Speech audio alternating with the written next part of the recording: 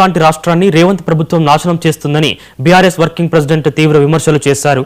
రైతు బంధు పాలన పోయి రేవంత్ రాబంధు పాలన వచ్చిందని విమర్శించారు.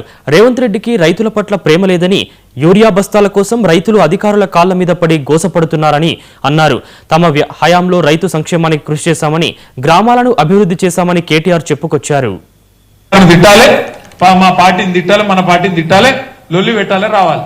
అందుకే నేను చెప్పిన గీతమ్మకు, అమ్మా ఈయన ఫ్రస్ట్రేషన్ చూస్తుంటే ఇప్పుడేమో అరుస్తున్నాడు, మరి రేపో మాపో కరిచేట్టున్నాడు, సప్పుడే కట్టే అని చెప్పి మరి ఏం చేయాలి చెప్పు?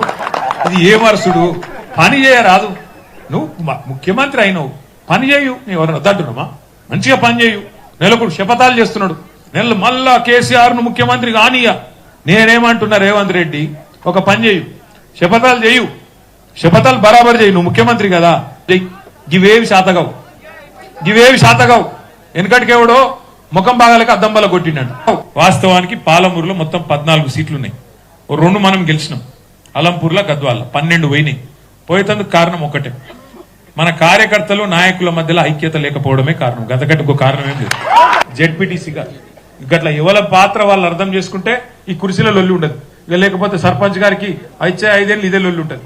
ఒకటి మాత్రం పక్కా అమ్మ, సర్పంచ్లందరినీ నేను చెప్తా ఉన్నా, ఈ 3 ఏళ్ళు, ఎందుకంటే కాంగ్రెస్ ప్రభుత్వం ఉన్నంతకాలం ఏమి జరగదు. ఎక్కడ కాంగ్రెస్ ఉంటుందో అక్కడ ప్రోగ్రెస్ ఉండదు. మీరు చాలా హామీలు ఇచ్చి ఉంటారు, నాకు తెలుసు. ఓ ఇది చేస్తాం అది చేస్తాం అని ఇచ్చింటారు, కానీ కాంగ్రెస్ వాళ్ళు ఏం చేయరు.